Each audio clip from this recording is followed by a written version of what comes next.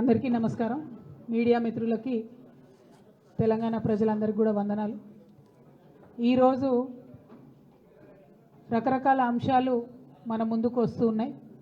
వార్తాపత్రికలలో కథనాలు కూడా వస్తూ ఉన్నాయి. అందులో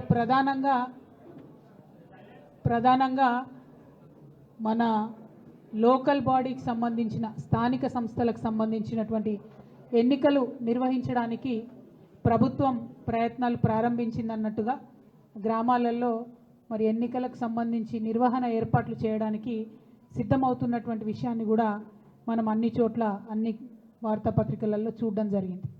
మరి వాళ్ళ స్థానిక సంస్థల ఎన్నికలు పెడుతుంది ప్రభుత్వం అంటే ప్రధానమైనటువంటి డిమాండ్గా ఉన్నటువంటి బీసీలకు సంబంధించిన అంశం ఏదైతే ఉందో దాన్ని స్పష్టత ఇవ్వకుండా కాంగ్రెస్ ప్రభుత్వం ముందుకెళ్ళడానికి వీల్లేదని చెప్పి ఇప్పటి వరకు బీసీ సంఘాలకు సంబంధించినటువంటి ప్రతినిధులందరం కూడా కూర్చొని చర్చించడం జరిగింది. మరి కాంగ్రెస్ పార్టీ కామారెడ్డిలో డిక్లరేషన్ ఇచ్చింది. ఏమని? బీసీలకు సంబంధించినటువంటి అనేక అంశాలతో పాటు స్థానిక సంస్థల్లో 42% బీసీలకు రిజర్వేషన్ ఇస్తామని చెప్పడం జరిగింది. మరి 42% అనేటటువంటిది ఏ ప్రాతిపదికన కాంగ్రెస్ పార్టీ అనుకున్నదన్న విషయం ఇప్పటి వరకు స్పష్టత లేదు. మరి బీసీల జనాభా 42% అని లెక్క కట్టే కన్నా ముందే వాళ్ళకి ఎట్లా తెలిసిందన్నటువంటి విషయంలో స్పష్టత లేదు. ఆనాడు ఎన్నికలకు వెళ్ళేటటువంటి హడావుల్లో చాలా వాగ్దానాలు చేసినారు వాళ్ళు. అందులో ఇది కూడా ఒకటి వాళ్ళు చేయడం జరిగింది. ఇవాళ మరి 42% అంటే ప్రతి ఒక్కరం కూడా ఆలోచిస్తూ ఉంటే బీసీ జనాభా సగానికన్నా ఎక్కువ ఉందని రమారమే మనం చెప్తూ ఉంటాం. అంటే అది 50% కావచ్చు, 60% కావచ్చు, ఇంకా ఎక్కువ ఉండొచ్చు. ఎంత ఉన్నదన్నది ఎవరికి తెలియనటువంటి విషయం. కానీ 42% అని కాంగ్రెస్ పార్టీ ఎట్లా చెప్పింది అన్నది ఇప్పటివరకు ఎవరికి అంతుపట్టని విషయం. సరే, చెప్తే చెప్పారు, కానీ మరి ఆ 42% కూడా ఇవ్వకుండా మీరు ఎన్నికలకు పోయే ప్రయత్నం చేస్తున్నారా? ఈ ప్రశ్న ఇవాళ అందరి మెదడులో కూడా ఉన్నటువంటి పరిస్థితి. మేము తెలంగాణ జాగృతి నుండి గత సంవత్సర కాలంగా బీసీలకు సంబంధించినటువంటి అనేక అంశాలను ముందుకు తీసుకొని వెళ్తూ ఉన్నాం. అసెంబ్లీలో పూలే విగ్రహాన్ని పెట్టాలనేటటువంటి డిమాండ్ని మేము తీసుకున్నాం. అదేవిధంగా 20,000 కోట్లు బీసీలకు బడ్జెట్ ఇస్తామని చెప్పారు. మరి 3 సార్లు అసెంబ్లీ జరిగింది, బీసీలకు మాత్రం 20,000 కోట్లు పెట్టలేదు. మరి ఇప్పుడు స్థానిక సంస్థలు దగ్గరికి వచ్చినాయి, 42% ఇస్తా అన్నది ఇవ్వకుండా ముందుకు వెళ్ళే ప్రయత్నం మాకు అర్థమవుతూ ఉన్నది.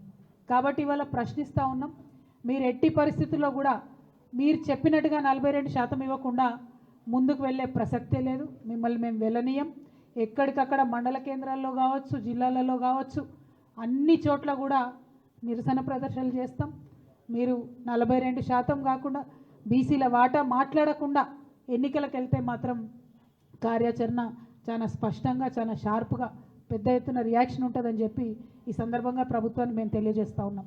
మరి ఇవాళ ఇక్కడ కలిసినటువంటి బీసీ ఎంబీసీ సంఘాలు అందరం కూడా కలిసి మాట్లాడుకున్నది ఏంటంటే, ఇవాళ ప్రభుత్వానికి మనం ఒక హెచ్చరిక జారీ చేద్దాం.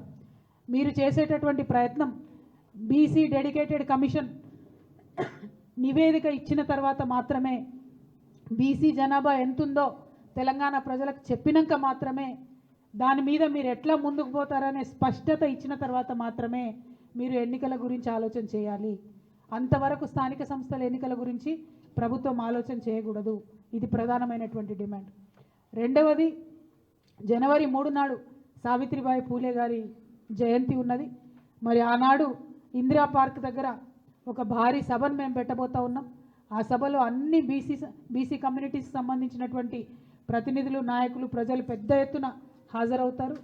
ఆనాడు ఇంకా స్పష్టంగా మా కార్యాచరణ కూడా మేము చెప్తాం. బీసీ డెడికేటెడ్ కమిషన్కి సంబంధించిన సమయం 30వ తారీఖు నాడు అయిపోతూ ఉన్నది. మరి 30వ తారీఖు నాడు ప్రభుత్వానికి వారి నివేదిక ఇస్తామని చెప్తున్నారు. ఆ నివేదిక అంశాలు బయటపడ్డ తర్వాత తప్పకుండా 3వ తారీఖు నాడు పెట్టేటటువంటి సభలో మా కార్యాచరణ ఇంకా స్పష్టంగా చెప్తాం. ఇవాళ భారతీయ జనతా పార్టీకి కూడా మేము డిమాండ్ చేస్తూ ఉన్నాం. మీరు జనాభా లెక్కలు చేపట్టబోతూ ఉన్నట్టుగా తెలుస్తూ ఉంది. ఈ జనాభా లెక్కల్లో ఖచ్చితంగా కులానికి సంబంధించిన కాలం ఉండాల్సిందే, కులగణన జరగాల్సిందే. ఇది మా డిమాండ్. దీనికి సంబంధించి కూడా అన్ని కమ్యూనిటీస్ ఏకకంఠంతో చెప్తున్నటువంటిది. ఇవాళ కొంచెం ఈ ప్రెస్ మీట్ ఫార్మాట్ మారుస్తూ ఉన్నాం. నేను మాట్లాడినాను, ప్రధానమైనటువంటి అంశాలు మా అందరిది ముక్త కంఠంతో కోరుకునే మేము చెప్పినాం. కానీ ఏ సంఘం ఆ సంఘం ఒక 30 సెకండ్స్ వాళ్ళ కమ్యూనిటీ పేరు చెప్తారు, వారి అంశం చెప్తారు. ఆ విషయాన్ని కొద్దిగా మన పత్రికా మిత్రులందరూ కూడా ఓపికతో వినవలసిందిగా నేను కోరుతూ, మరి లిస్ట్ ఇస్తారా? మీరు లిస్ట్ ప్రకారం చెప్తారా?